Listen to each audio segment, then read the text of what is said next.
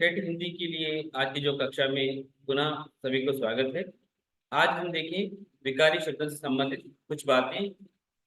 संज्ञा के बारे में मैं कल बताया था। संज्ञा के कितने भेद हैं, कोई उत्तर दे सकते हैं? तो मैंने बताया संज्ञा के 5 भेद। इन्हें मैं अपने अंग्रेजी के माध्यम से भी समझाया था। यानी ये है संज्ञा के अंतर्गत व्यक्तिवाचक संज्ञा, इसे हम प्रॉपर नाउन कहते हैं। यहाँ पर पर्टिकुलरली किसी व्यक्ति या वस्तु या गुण उसका बोध होता है। और जातिवाचक संज्ञा, जातिवाचक संज्ञा के अंतर्गत हम देखें, जातिवाचक संज्ञा में पर्टिकुलरली पर्सन या जाति अ, ये नहीं होता। वहां पर क्या है, पूरा संपूर्ण जाति का बोध होता है, तो ये बताया जा रहा है। और उसके बाद में मैं बताया था भाववाचक संज्ञा। जातिवाचक संज्ञा का हम लोग कॉमन नाउन कहेंगे। और भाववाचक संज्ञा यानी अब्स्ट्रैक्टिव नाउन। अब्स्ट्रैक्टिव नाउन इसे हम वी कैनॉट टच, उसे हम टच नहीं कर सकते, बट वी कैन फील, हम फील हो सकते हैं। तो हम देखें इस प्रकार जातिवाचक संज्ञा संज्ञा शब्दों से बनते हैं, और सर्वनाम शब्दों से, विशेषण शब्दों से, क्रिया शब्दों से भी बनते हैं, ये बताया था। इसे हम अब्स्ट्रैक्टिव नाउन कहते हैं अंग्रेजी में। और उसके बाद में समुदायवाचक संज्ञा। समुदायवाचक संज्ञा को से हम क्या कहें, कलेक्टिव नाउन। सेना, कक्षा, वर्ग, ये सभी समुदायवाचक संज्ञा में आते हैं। और अंतिम वाला पांचवा बताया था द्रव्यवाचक संज्ञा। द्रव्यवाचक संज्ञा यानी मेटीरियल नाउन, अंग्रेजी में मेटीरियल नाउन। मापने की, तोलने की जो भी संज्ञाएं होती हैं यहाँ पर इसके अंतर्गत आते हैं, ये बताया था मैं कल। और इसके बाद में इससे संबंधित एक दो बातें मैं आपसे पूछना चाहा था, लेकिन आपसे कोई मतलब कुछ भी आंसर नहीं आया, तो फिर मैं आगे जाना चाहूँ। तो एक बार देखने की फिर भी कोशिश करता हूँ, एक दो बातें मुझे बताने की कोशिश कीजिए, चार्ट में कर सकते हैं। देखिए, रामायण और महाभारत किस प्रकार की संज्ञाएं हैं? व्यक्तिवाचक। बहुत बढ़िया, धन्यवाद। और इसके बाद देखिए, आम और केला। जातिवाचक।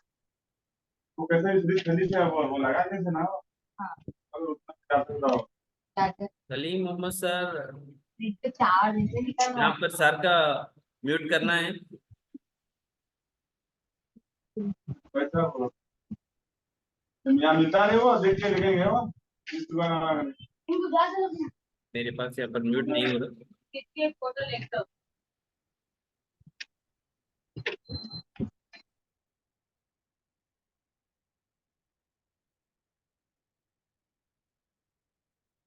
सलीम मोहम्मद सर म्यूट में रखिए, आप म्यूट में रखिए जहां तक हो सके। म्यूट नहीं दिखाई दे रहा मेरे पास। और यहाँ पर देखिए, आम और केला जातिवाचक संज्ञा में लिए जाते हैं, क्योंकि पर्टिकुलरली वहां पर आम, पर्टिकुलरली आम किस पर्टिकुलर आम को नहीं बताया जा रहा, इसके कारण वहां पर आम और केला जातिवाचक में लिए जाते हैं। और इसके बाद में हम देखें सेना, वर्ग, परिवार और गुच्छा, ये सभी किसके अंतर्गत आते हैं? सेना, वर्ग, परिवार।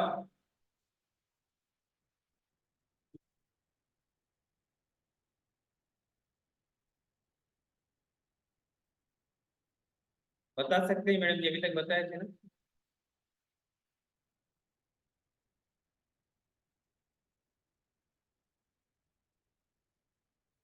सेना, वर्ग, परिवार और गुच्छा, ये किसके अंतर्गत आते हैं?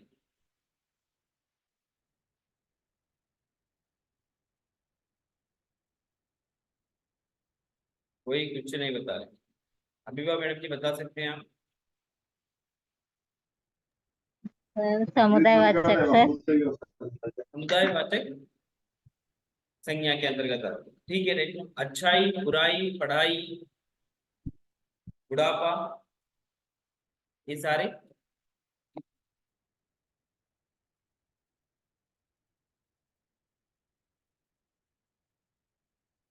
अच्छाई, बुराई, बुढ़ापा, ये सारे भाववाचक संज्ञा के अंतर्गत आते हैं। और इसके बाद में हम देखें, मापनीय तौलने वाली वस्तुएं किस संज्ञा के अंतर्गत आते हैं?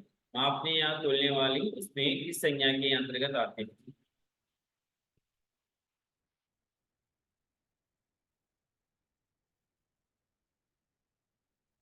द्रव्यवाचक के अंतर्गत आते हैं। द्रव्यवाचक के अंतर्गत आते हैं। और देखिए, मैं झारखंड में रहता हूं, इसमें संज्ञा शब्द क्या है? मैं झारखंड में रहता हूँ, इसमें संज्ञा शब्द क्या है? बहुत आसान है ये। झारखंड से। झारखंड, झारखंड कौन सी संज्ञा है? झारखंड व्यक्तिवाचक व्यक्तिवाचक, नाम है ना। पर्टिकुलरली प्लेस है, व्यक्तिवाचक। मैं कल बताया था, देशों के नाम, राज्यों के नाम सभी व्यक्तिवाचक में ही आएंगे। ये नाम है ना। और हम देखें, आपकी चितराई का मैं कायल हूँ। आपकी चितराई का मैं कायल हूँ। चितराई कौन सी संज्ञा है?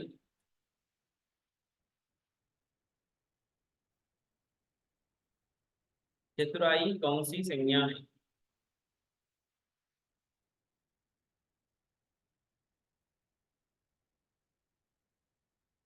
जल्दी पहचानना है। जैसे पढ़ाई, मानवता, बुढ़ापा, ये सब एक ही है। चतुर से चतुराई विशेषण से बनी है।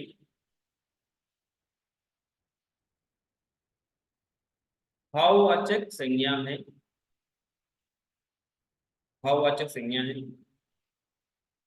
और उसके बाद हम देखेंगे, देवी का दर्शन कर लो। देवी का दर्शन कर लो, एक कौन सी देवी, कौन सी संज्ञा है?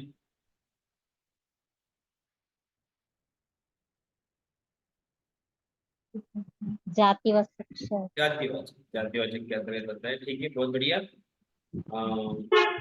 और हम देखें, जीवन में कितनी रुकावटें आती हैं? जीवन में कितनी रुकावटें आती हैं? रुकावटें कौन सी संज्ञा है? ऑप्शंस बताना है क्या? ऑप्शन ए व्यक्तिवाचक, ऑप्शन बी जातिवाचक, ऑप्शन सी भाववाचक, ऑप्शन डी समुदायवाचक।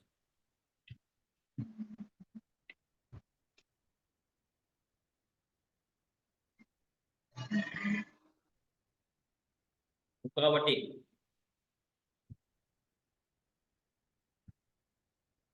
भाववाचक संज्ञा है। भाववाचक संज्ञा। रुकना, रुकना एक क्रिया शब्द है, क्रिया शब्द से बनी भाववाचक संज्ञा शब्द है। ठीक है। संपूर्ण जाति का बोधक, संपूर्ण जाति का बोधक कौन सी संज्ञा कहलाती है? संपूर्ण जाति का बोधक कौन सी संज्ञा कहलाती है? जातिवाचक संज्ञा कहलाती है। और जिस संज्ञा से खास व्यक्ति या वस्तु का बोध हो, उसे हम क्या कहते हैं? कौन सी संज्ञा कहते हैं? व्यक्तिवाचक संज्ञा कहते हैं। व्यक्तिवाचक संज्ञा कहते हैं। बहुत बढ़िया, बहुत बढ़िया, धन्यवाद। सौंदर्य, लड़ाई, घबराहट आदि कौन सी संज्ञाएं हैं? भाववाचक सर। भाववाचक। बहुत बढ़िया बबीता जी, बहुत बढ़िया। हाँ थैंक यू सर, धन्यवाद सर। गाय, मच्छर, चीता और चिमटी, ये सब प्राणीवाचक संज्ञाएं हैं या प्राणी है? प्राणीवाचक। सब प्राणीवाचक है।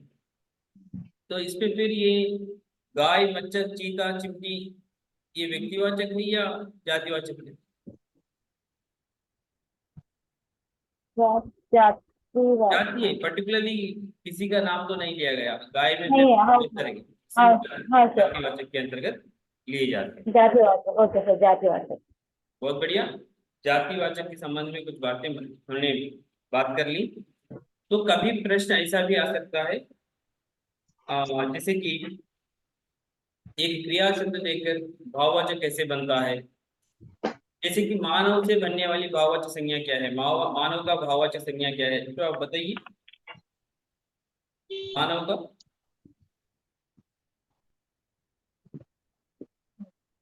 मानव से कौन सी भाववाचक संज्ञा बनती है? सर मानव, मानव शब्द से कौन सी भाववाचक संज्ञा बनती है? मानव शब्द को क्या जोड़ने से भाववाचक संज्ञा बनती है? मानवता सर। मानवता, ता जोड़ने से भाववाचक संज्ञा बनती है। इस प्रकार आपको पूछा जाए तो ऐसे भी पूछ सकते हैं। और बहादुर, बहादुर कैसी किस प्रकार का शब्द है? बहादुर विशेषण शब्द है। इस विशेषण हाँ शब्द बहादुर से, हाँ, इस बहादुर शब्द से भाववाचक संज्ञा में कैसे बदल सकते हैं बहादुर को? बहादुर शब्द को भाववाचक के अंतर्गत कैसे बदल सकते हैं? बहादुर है ना सर से भाव से। बहादुरी, बहादुरी ई की मात्रा जुड़ने, बहादुर हाँ ई की मात्रा, बहादुरी। बहादुरी, बहादुरी, बहादुरी ई की मात्रा जुड़ने से वो वाला भाववाचक संज्ञा में चला जाता है।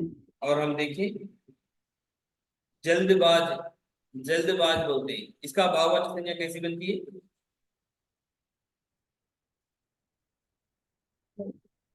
जल्दीबाजी, जल्दीबाज, जल्दीबाज। बस एक ही मात्रा जुड़ने से भाववाचक संज्ञा बन जाती है। भाव, हाँ जल्दीबाज। हाँ बोल। लड़का, लड़का शब्द का भाववाचक संज्ञा क्या हो सकता है?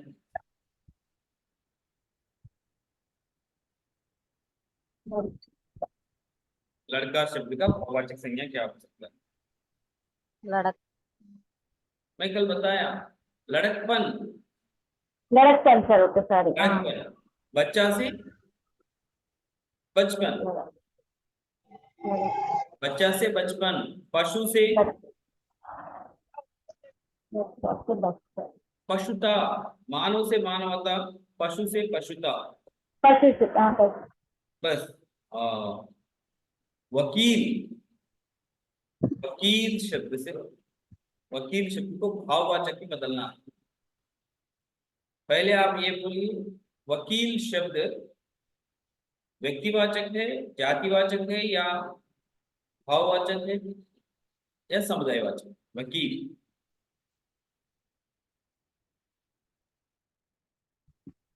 जातिवाचक सर।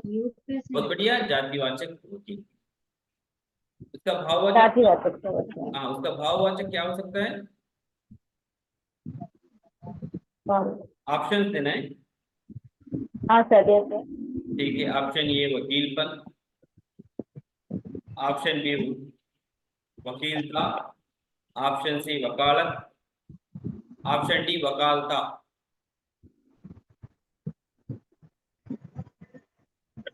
बी वकालत, बी वकालत सर। वकीलपन, वकीलता, वकालत, वकालता। वकालत। वकालत, ऑप्शन सी करेक्ट, वकालत। वकील से वकालत, भाववाचक संज्ञा वकालत। वकालत आता सर। वकालत, वकालत। वकालत।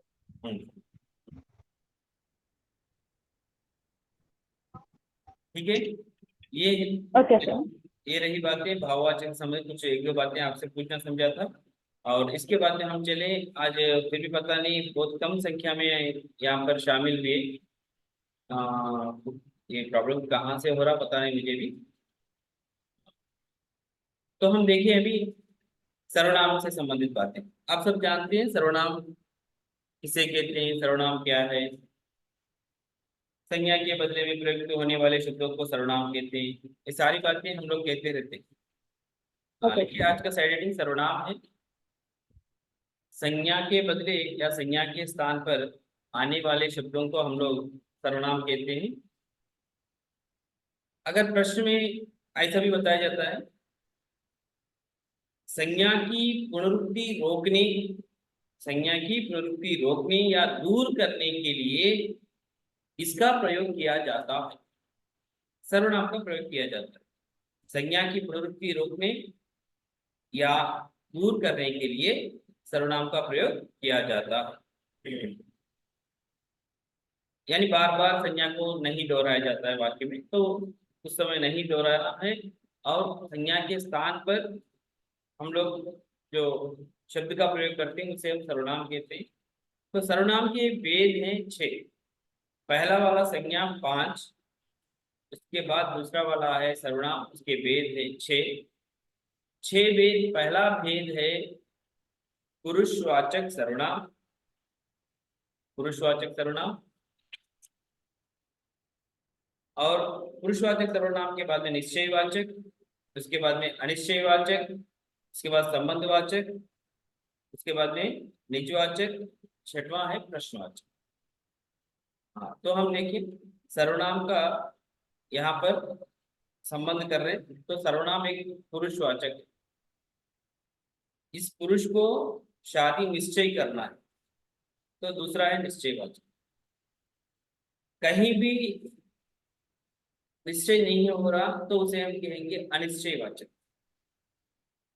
क्या निश्चय करना चाह रहे हैं, क्या अनिश्चय हुआ, मतलब वो होता है संबंधवाचक। संबंध के बारे में बातचीत करें तो संबंध किसके लिए, मतलब निजवाचक के लिए, निज उसी के लिए ही संबंध।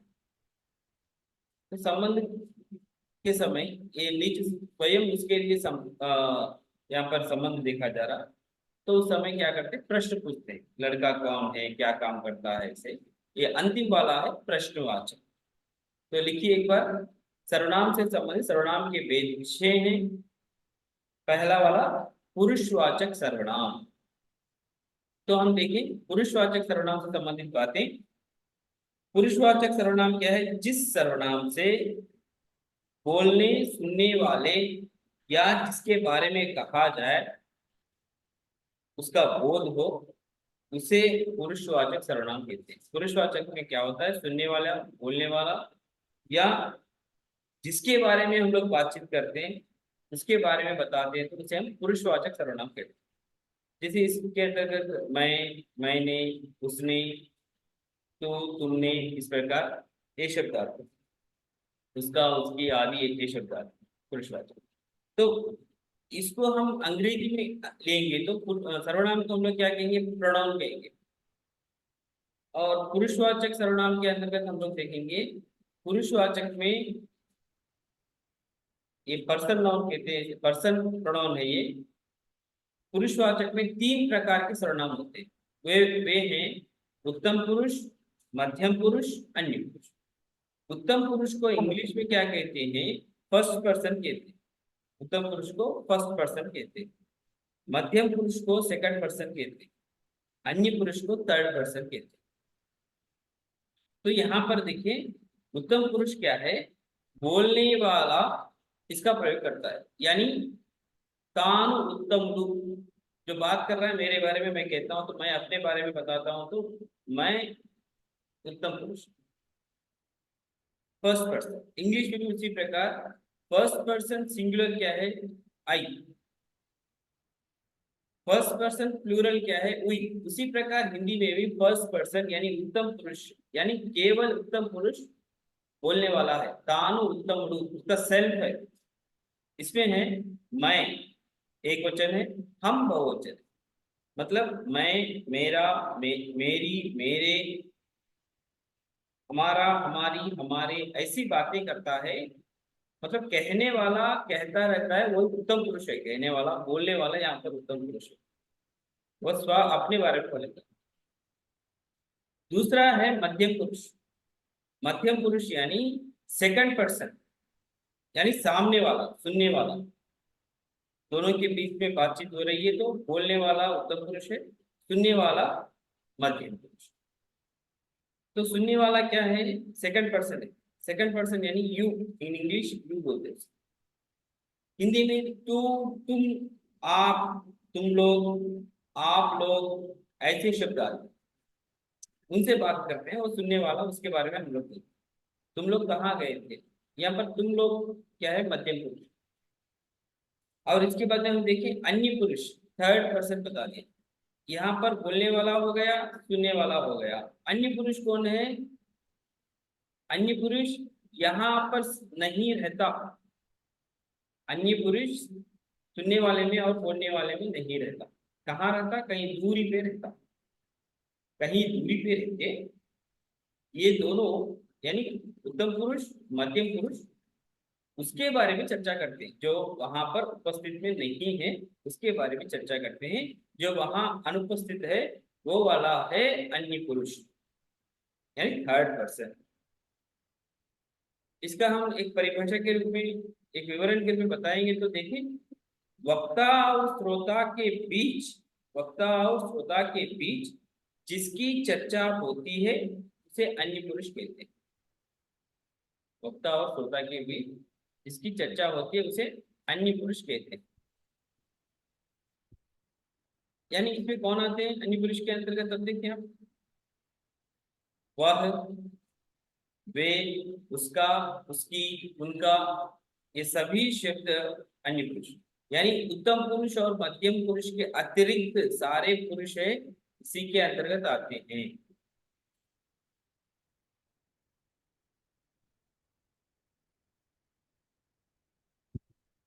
तो देखिए ये अन्य पुरुष, ये पुरुषवाचक सर्वनाम के तीन भेदों में, तीन भेदों का सविवरण है। पुरुषवाचक में बोलने वाला, सुनने वाला और किसी के बारे में चर्चा होती है वो वे इसमें आते हैं। ये हाँ। तीन प्रकार से, हाँ तीन तो प्रकार। जरूर से बात- प्लीज प्लीज म्यूट माम, म्यूट माम। तो देखें यहाँ पर उत्तम पुरुष फर्स्ट पर्सन है, मध्यम पुरुष दूसरा व्यक्ति है यानी सुनने वाला है सेकंड पर्सन, और अन्य पुरुष है थर्ड पर्सन। ये बताया गया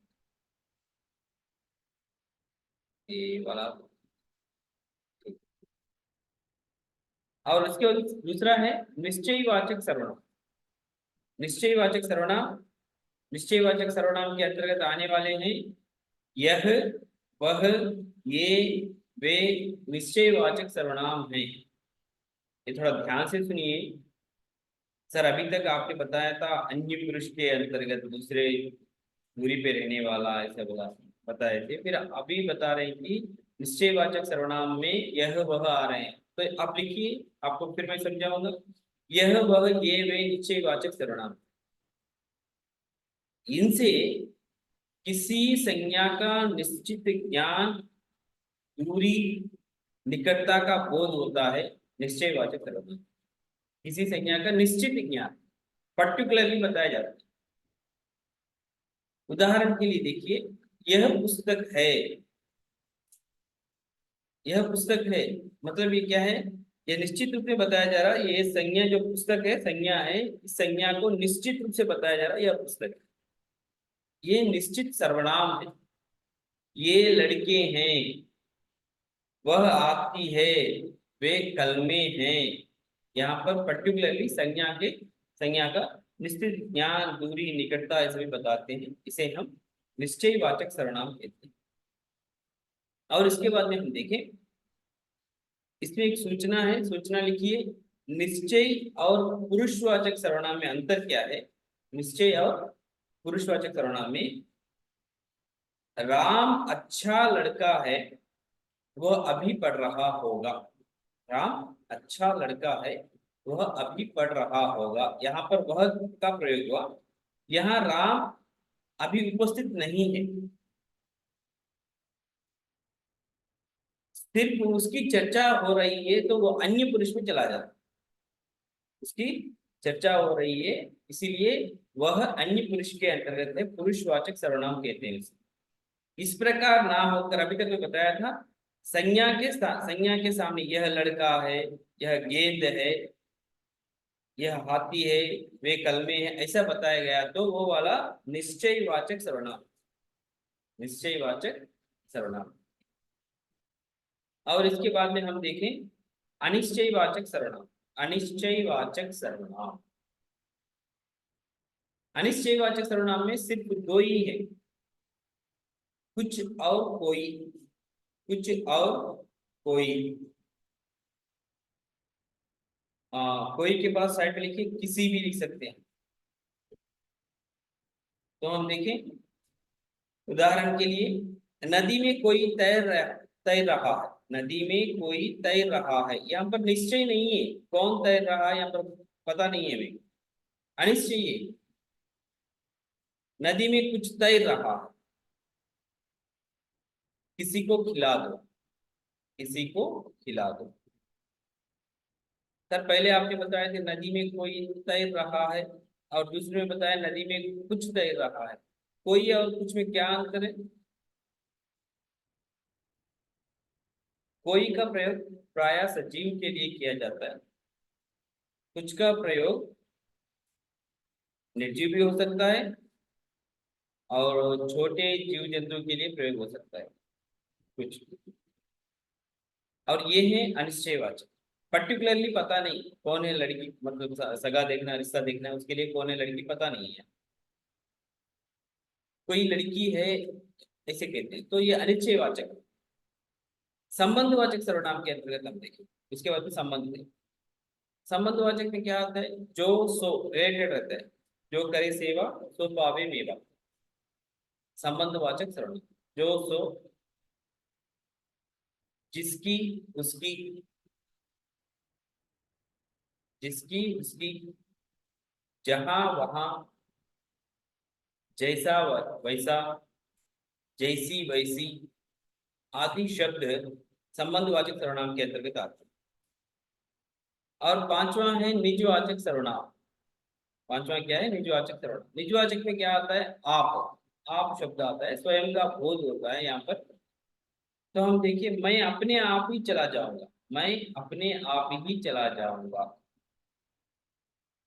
आप अपना काम आप ही करते हैं, आप अपना काम आप ही करते हैं, स्वयं के लिए बोध होता है यहाँ पर। और अंतिम वाला है प्रश्नवाचक सर्वनाम।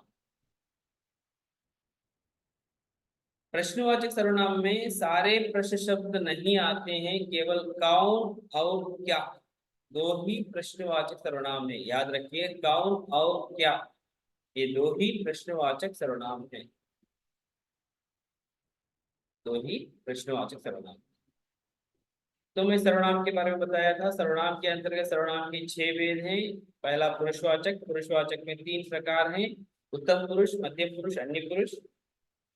और उसके बाद में दूसरा है निश्चयवाचक सर्वनाम। निश्चयवाचक सर्वनाम में यह वह ये वे संज्ञा का बोध होता है, निश्चित संज्ञा का बोध होता है यहाँ पर। अनिश्चयवाचक सर्वनाम में कोई और कुछ का प्रयोग होता है।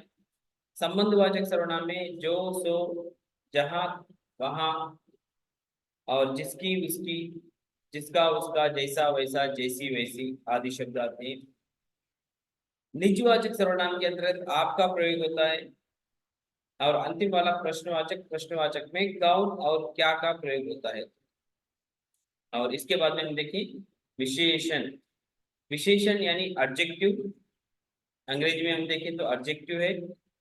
विशेषण के शब्द कितने होते हैं, विशेषण के भेद कितने होते हैं? विशेषण के भेद हम देखें, पहले विशेषण के बारे में बातचीत करेंगे, उसके बाद विशेषण के भेद। विशेषण क्या है? जो शब्द संज्ञा या सर्वनाम की विशेषता बताए। पहले हम संज्ञा के बारे में देखें। संज्ञा में नाम का बोध होता है, उसके बाद सर्वनाम नाम के बदले में आते हैं। अब तीसरा जो है विशेषण, ये दोनों को लेकर आता है, संज्ञा या सर्वनाम की विशेषता। संज्ञा या सर्वनाम की विशेषता यानी यहाँ पर उनके गुण, दोष, स्वभाव के बारे में बताता है। तो देखें हम लोग, सुंदर, अच्छा, मीठा, बुरा, चतुर, मूर्ख आदि शब्द विशेषण हैं। विशेषण के भेद हम देखें तो विशेषण के भेद 4 हैं। पहला वाला संख्यावाचक विशेषण, दूसरा गुणवाचक विशेषण, तीसरा परिमाणवाचक विशेषण, चौथा सार्वनामिक विशेषण। फिर एक बार देखेंगे हम लोग, पहला संख्यावाचक, गुणवाचक, परिमाणवाचक, सार्वनामिक विशेषण, 4 प्रकार। एक बार फिर दोहराएंगे, संज्ञा के 5 भेद, सर्वनाम के 6, विशेषण के 4। 4 में पहला वाला है संख्यावाचक सर्वनाम, संख्यावाचक विशेषण, क्षमा करें, संख्यावाचक विशेषण। तो देखिए, जिस विशेषण से संज्ञा की संख्या का बोध हो, जिस विशेषण से संज्ञा की संख्या का बोध हो, उसे हम संख्यावाचक विशेषण कहते हैं। जैसे 2, 4, चौथा, पहला, चौगुना, आधा, कुछ, बहुत, सैकड़ों आदि शब्द संख्यावाचक विशेषण के अंतर्गत आते हैं। देखिए, चार लड़के, चार लड़के संज्ञा की संख्या का बोध करें, संज्ञा की संख्या का बोध करें। चार लड़के आए थे, चार, ये जो चार है संख्यावाचक विशेषण, निश्चित संख्या का बोध हो रहा। कुछ लड़के, यहाँ पर अनिश्चित संख्या का बोध हो, यहाँ पर कुछ भी विशेषण है, ये संज्ञा के पहले आया हुआ। तो हम देखें संख्यावाचक विशेषण के अंदर दो उदाहरण बताया था मैं आपको। चार लड़के निश्चित संख्यावाचक है, कुछ लड़के अनिश्चित संख्यावाचक है। और उसके बाद में हम देखें गुणवाचक विशेषण। गुणवाचक विशेषण, गुणवाचक विशेषण ये है जिस विशेषण से गुण, दोष, रंग, आकार, स्वभाव, दशा, अवस्था आदि का बोध। दूसरा है गुणवाचक विशेषण, फिर से एक बार दोहरा रहा हूं मैं, जिस विशेषण से गुण, दोष, रंग, आकार, स्वभाव, दशा, अवस्था आदि का बोध हो, उसे हम गुणवाचक विशेषण कहते हैं। उदाहरण के लिए, वह अच्छा आदमी है, मोहन बुरा लड़का है। यहाँ पर अच्छा बुरा उसका गुण दोष के बारे में बताया, इसे गुणवाचक विशेषण कहते हैं। ये मामूली बातें हैं, आप मैं बहुत सारे उदाहरण नहीं बता रहा हूँ, कारण ये है कि आप जानते हैं इसे। और उसके बाद हम देखेंगे परिमाणवाचक विशेषण। परिमाणवाचक विशेषण क्या है? जो विशेषण वस्तु के परिमाण या मात्रा का बोध, मतलब जिस विशेषण से वस्तु के परिमाण या मात्रा का बोध हो, उसे हम कहेंगे परिमाणवाचक विशेषण।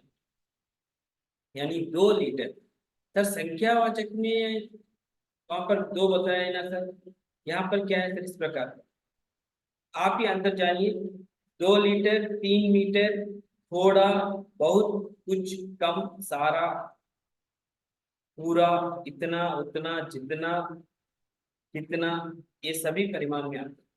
परिमाण में क्या होता है? वहां पर माप तोल का बोध होता है परिमाण। उस संदर्भ में 2 लीटर, 3 मीटर, थोड़ा, बहुत, ऐसे ही शब्द यहाँ पर परिमाण के अंतर्गत आते हैं। और इसके बाद में देखेंगे चौथा, सार्वनामिक विशेषण। सार्वनामिक विशेषण के अंतर्गत जो सर्वनाम विशेषण के रूप में प्रयुक्त हो, यहाँ पर सर्वनाम ही होता है तो वो विशेषण के रूप में प्रयुक्त होता है। ये कैसा हो सकता है सर? सर्वनाम विशेषण के रूप में कैसा हो सकता है सर? होता है, तो उसे हम कहेंगे सर्वनाम। यहाँ पर सर्वनाम ही विशेषण है। जो सर्वनाम शब्द क्या है? यह, वह, कौन, कोई, कुछ, ये सारे शब्द सर्वनाम शब्द। तो ये विशेषण के रूप में कैसे प्रयुक्त होते हैं देखिए एक बार। यदि ये क्रिया के पहले प्रयुक्त हो तो, यदि ये शब्द यह, वह, ये बताया था, यह क्रिया के पहले प्रयुक्त हो तो सर्वनाम है, संज्ञा के पहले प्रयुक्त हो तो सार्वनामिक विशेषण कहलाता है। ये याद रखें, नोट्स क्या है देखिए, ये सर्वनाम शब्द क्रिया के पहले आ गए समझो, वे सर्वनाम के रूप में ले जाते हैं।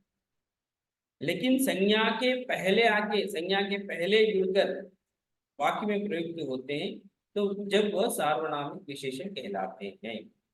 उदाहरण के लिए हम देखें, यह देखो, यह देखो, यहाँ पर यह है, यह देखो सर्वनाम है या विशेषण है? यह देखो, यह के बाद में क्या आया? क्रिया आया। क्रिया आने से क्रिया के सामने जुड़ा है यह, ये वाला सर्वनाम है, क्रिया के पहले है, इसके कारण सर्वनाम है। यह फूल देखो, संज्ञा के, फूल संज्ञा है, संज्ञा के पहले आया, ये जब सार्वनामिक विशेषण कहलाता है। आप सबको फिर से समझाने के लिए फिर एक बार दोहरा रहा हूं। कोई भी सर्वनाम शब्द, कोई भी सर्वनाम शब्द क्रिया के पहले जुड़ता है, क्रिया के पहले आता है तो सर्वनाम कहलाता है। उदाहरण के लिए यह देखो, यह सीखो, क्रिया के पहले जुड़ता है। क्रिया के पहले ना होकर संज्ञा के पहले जुड़ता है। उदाहरण के लिए यह फूल देखो, यहाँ पर फूल संज्ञा है, संज्ञा के पहले जुड़ता है तो यह सार्वनामिक विशेषण कहलाता है। याद रखिए, यहाँ पर यह सार्वनामिक विशेषण है। और देखिए, वह खेलेगा, वह खेलेगा, यहाँ पर वह क्या है, सर्वनाम है या सार्वनामिक विशेषण है?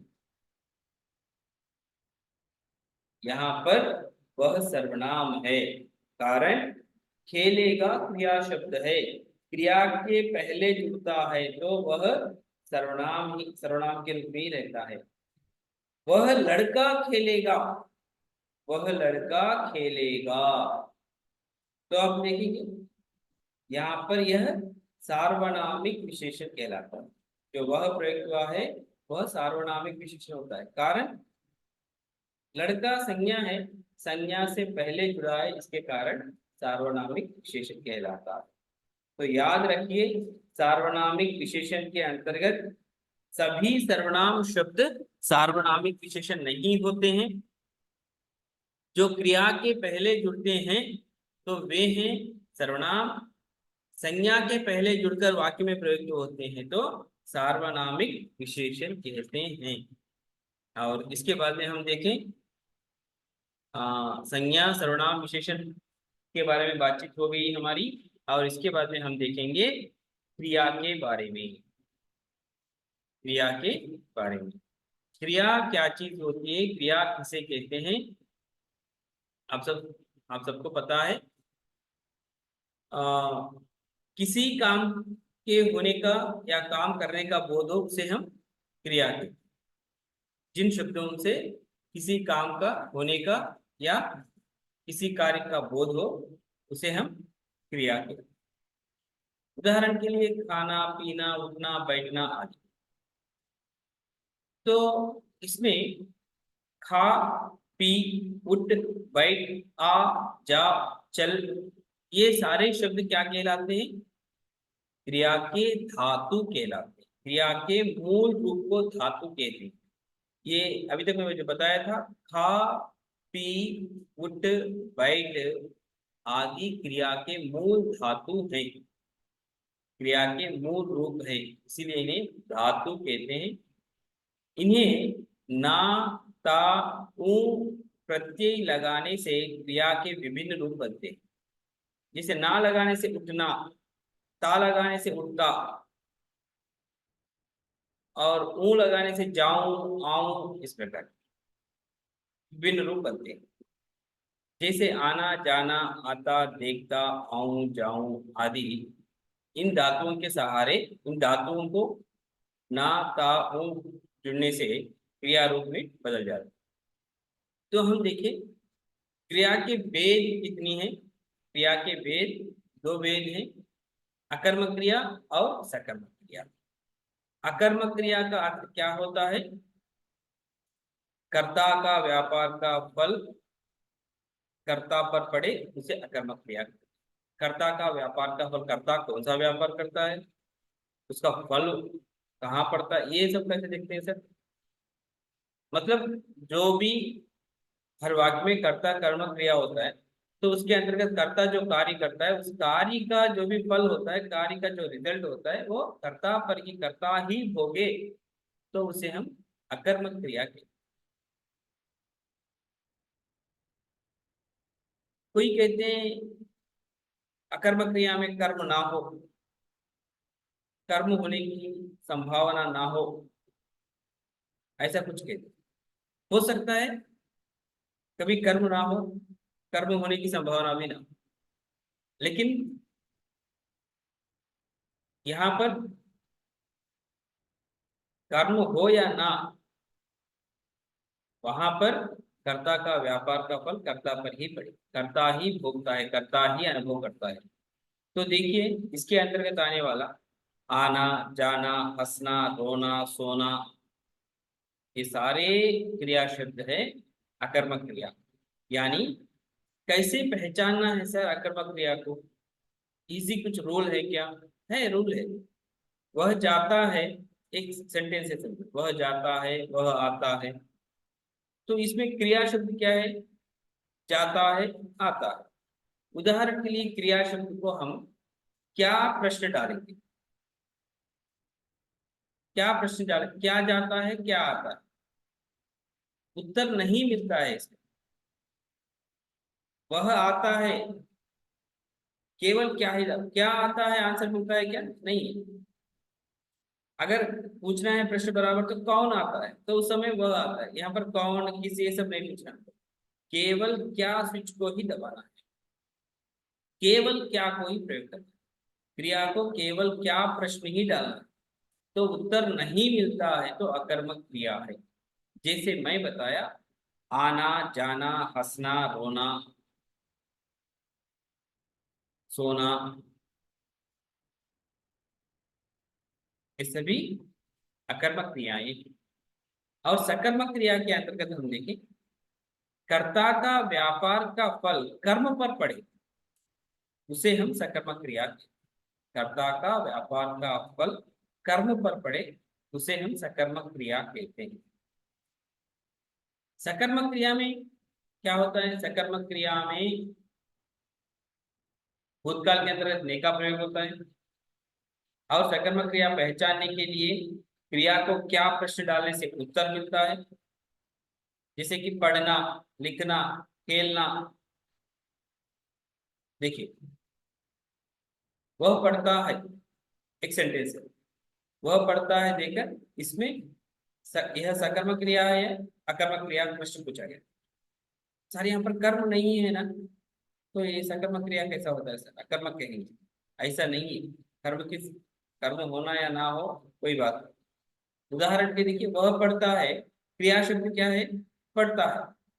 पढ़ता है को क्या प्रश्न डालेंगे? क्या पढ़ता है? कुछ ना कुछ पढ़ता होगा, उत्तर मिलता है, पुस्तक पढ़ता है, पत्र पढ़ता है, पत्रिका पढ़ता है, कुछ ना कुछ पढ़ता है। तो उसे हम कहेंगे, वहां पर उत्तर मिलता है तो वो वाला सकर्मक क्रिया है। वह लिखता है, वह खाता है, सीता खाती है। तो उस समय सर वहां पर क्या खाती है नहीं है सर, क्या खाती है प्रश्न पूछने पर उत्तर मिलता है कुछ ना कुछ। अब देखिए, किसी को फोन किए हम, उससे पूछे कि क्या कर रहे हैं, मैं खाना खाता। क्या खाता है? वहां पर पहले बता दिया कि खाना खाता है। अगर मैं वो डायरेक्टली बताया मैं खाता हूँ, क्या खाता है? खाना खाता है, रोटी खाता है, चपाती खाता है, कुछ ना कुछ आंसर मिल जाता है ना। तो वहां पर खाना या चपाती, रोटी, ये सब पहले ही रहना जरूरी नहीं है। हम पूछने पर वो झूठ भी हो वहां पर, फिर भी वो बोलता आंसर। पाठशाला में बच्चे ऐसे ही करते हैं, नीचे झुक कर रहते हैं, किताब सामने रखते हैं। हम पूछे क्या करता है? पढ़ता हूँ। क्या पढ़ता है? सर कहानी पढ़ता हूँ, पुस्तक पढ़ता हूँ। मतलब कुछ ना कुछ आंसर मिल जाता है।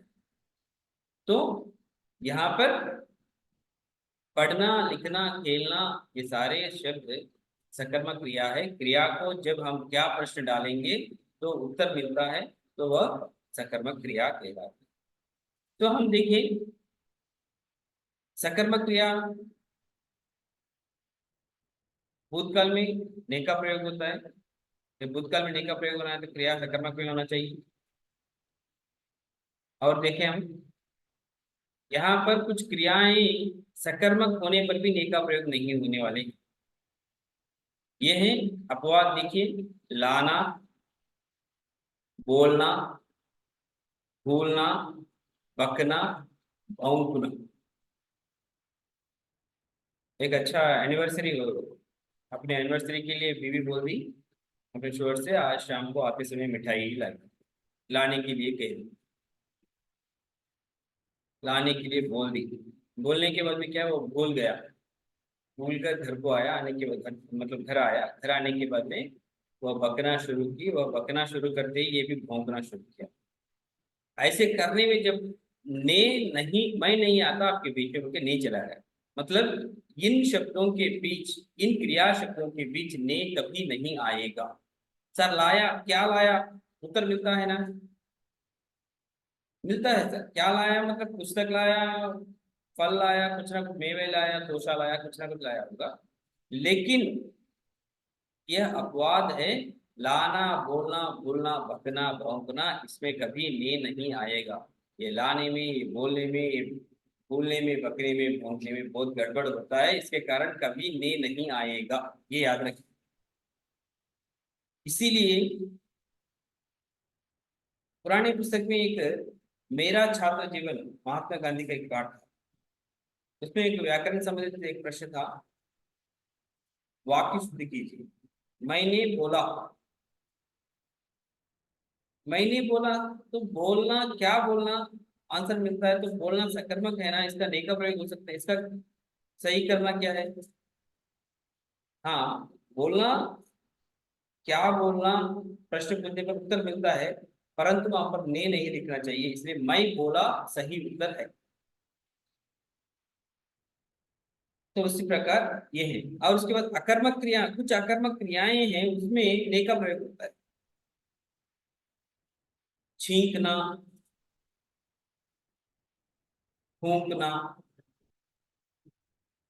साइकिल की सवारी पाठ, सुदर्शन जी की साइकिल की सवारी पाठ में लड़के ने छींक मारी, वहां पर ने का प्रयोग हुआ। छींकना, क्या छींकना, उत्तर नहीं मिलता है, अकर्मक है, फिर भी ने का प्रयोग होता है, ऐसे कुछ अपवाद। छींकना, फूंकना, तो ये याद रखिए थोड़ा। और इसके बाद हम देखेंगे क्रिया के अंतर्गत, क्रिया और एक रूप है प्रेरणार्थक क्रियाएं। प्रेरणार्थक क्रियाएं क्या है, कितने प्रकार की होती है? प्रथम प्रेरक, द्वितीय प्रेरक, हम 9वीं कक्षा में पुरानी किताब में सीखे थे। ये प्रेरणार्थक क्रियाओं की बात क्यों कहनी पड़ती है, यहाँ पर देखिए। जैसे कि हमने सीखा था, बच्चा दूध पीता है, पहला वाक्य सुनिए, थोड़ा जोर से देखिए। बच्चा दूध पीता है, माँ बच्चे को दूध पिलाती है। दूसरा वाक्य, माँ बच्चे को दूध पिलाती है। तीसरा वाक्य है, माँ बच्चे को थाई से दूध पिलवाती है। फिर एक बार देखिए, बच्चा दूध पीता है, माँ बच्चे को दूध पिलाती है। तीसरा वाक्य है, माँ बच्चे को थाई से दूध पिलवाती है। इसमें क्रिया शब्द में क्या परिवर्तन आया देखिए, पीता है, पिलाता, पिलाती है, पिलवाता है। यानी पीता कैसे बना, पी मूल धातु है, ना जुड़ने से वहां पर पीना होता है। पिलाना प्रथम प्रेरक, यानी माँ पिलाती है, प्रथम। माँ रहते हुए दूसरों से करवाना है, वो द्वितीय प्रेरक है, सेकंड पर्सन वहां पर एंटर हो गया, द्वितीय प्रेरक। तो यहाँ पर देखिए, बच्चा पढ़ता है, अध्यापक बच्चे को पढ़ाता है या पढ़ाते हैं, अध्यापक बच्चे को वॉलंटियर से पढ़वाते हैं। पढ़ मूल धातु है, पढ़ना क्रिया रूप है, पढ़ाना प्रथम प्रेरक, पढ़वाना द्वितीय प्रेरक। पी मूल धातु है, पीना क्रिया शब्द है, पिलाना प्रथम प्रेरक, पिलवाना द्वितीय प्रेरक। यानी प्रथम में आना, द्वितीय में वाना, ये याद रखिए, प्रथम में आना, द्वितीय में वाना। पीना, पिलाना, पिलवाना, पढ़ना, पढ़ाना, पढ़वाना, खेलना, खिलाना, खिलवाना, ये प्रेरणा। सभी प्रेरणार्थक क्रियाएं सकर्मक होती हैं, याद रखिए, सभी प्रेरणार्थक क्रियाएं सकर्मक होती हैं।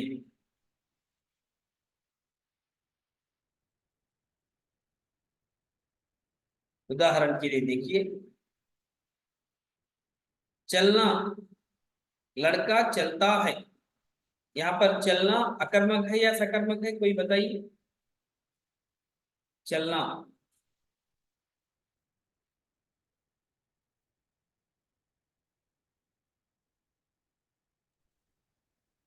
सकर्मक है सर। अकर्मक है, अकर्मक है। क्या चलना है, क्या मतलब लड़का चलता है, क्या चलता है उसका नहीं मिलता, और चलने वाला लड़का है। लड़का जो कार्य कर रहा है, लड़का का कार्य का भोग जो चलना है उसका फल उसी को मिलता है, उस पर ही पड़ता है, अकर्मक है।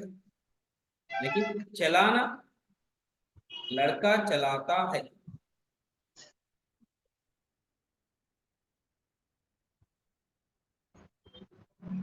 अकर्मक है या सकर्मक है? लड़का चलाता है। कोई एक उत्तर दीजिए। ज्यादा बोझ भी नहीं रखा मैं आपको।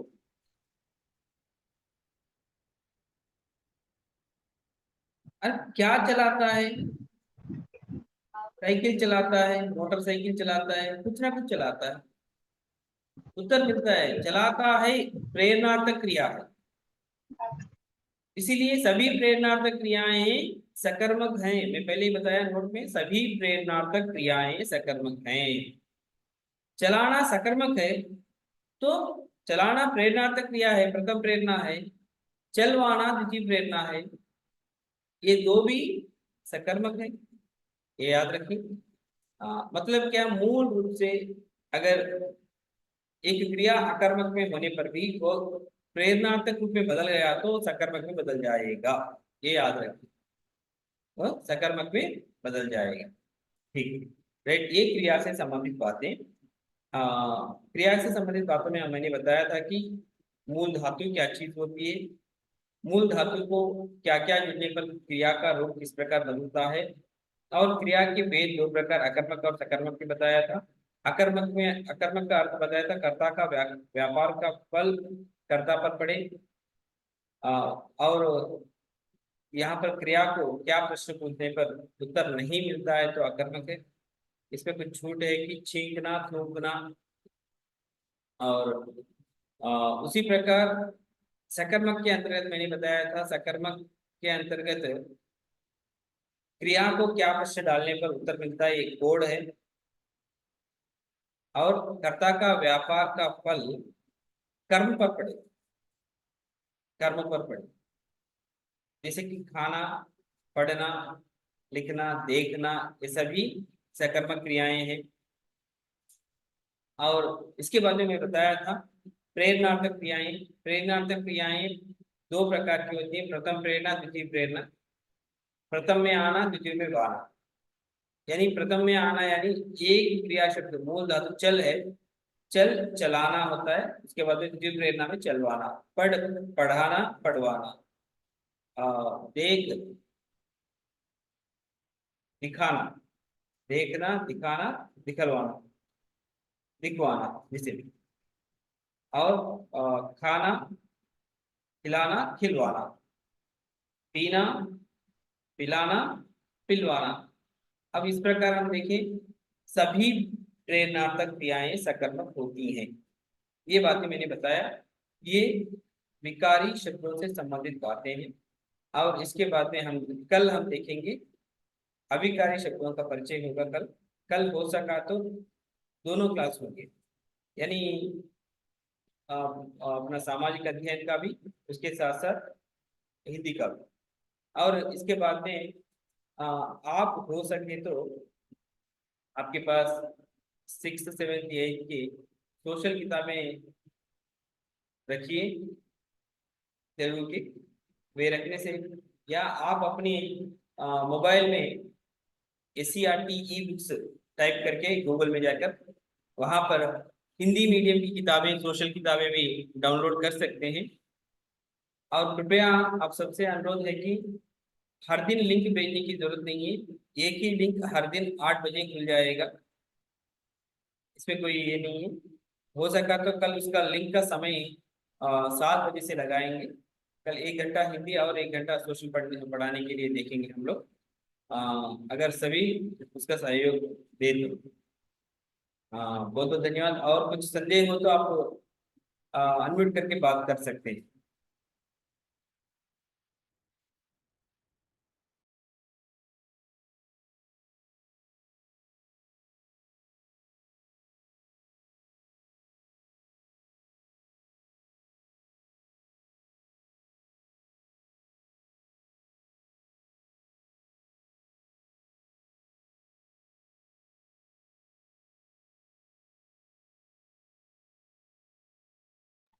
अनम्यूट करने के लिए आ रहे हैं ना?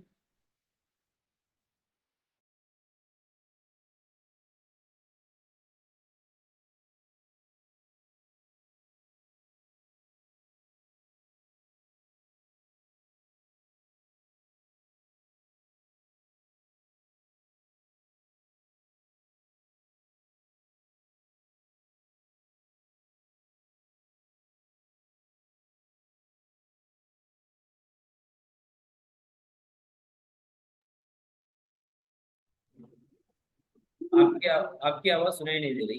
कविता सिंह जी बात कीजिए, आपकी आवाज आ रही है। सर बोलिए सर। जी जी मैडम जी। हेलो। हाँ सर, आ रही सर आवाज? आवाज आ रही है, बात कर सकते हैं आप लोग। हाँ ओके सर, धन्यवाद सर, बहुत अच्छी आज ग्रामर बताया आप हम लोगों को, उसके लिए आपको धन्यवाद सर। बहुत बहुत धन्यवाद आपको भी। हाँ सबकी भागीदारी होना मेरे लिए भी अच्छा है। और बात ये हाँ, है कि यहाँ पर आपको मैं सार्वनामिक विशेषण बताया।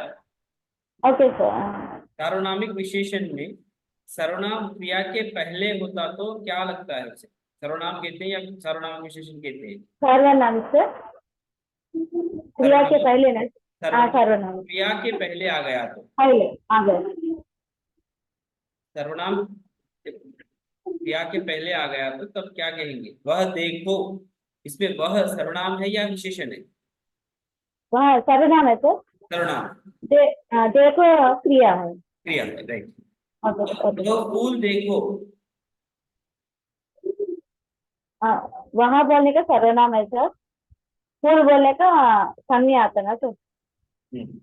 यहाँ पर वह सर सर्वनाम, यहाँ पर वह सर्वनाम नहीं कह सकते मैडम जी। नहीं, वह okay okay okay sir sir, हाँ सॉरी सर, वहाँ सार्वनामिक विशेषण कहलाता है। सर्वनाम विशेषण सर। सार्वनामिक विशेषण।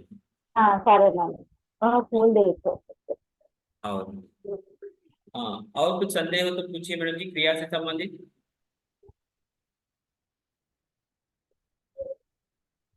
क्रिया से संबंधित भी कुछ संदेह हो तो बताइए। अगर कुछ भी संदेह नहीं है तो आप सबको बहुत बहुत धन्यवाद। Okay sir. और आगे बढ़ेंगे कल अभिकारी शब्दों के साथ। Okay sir. कल हो सका तो 7 बजे मैं क्लास रखूंगा। लिंक एक ही ओके ठीक। है, लिंक एक ही लिंक होता है, सेव ओके करके अपने मित्रों से ओके अपनी चर्चा कीजिए। बहुत धन्यवाद। ओके नमस्कार, ठीक है। शुभ रात्रि। ओके।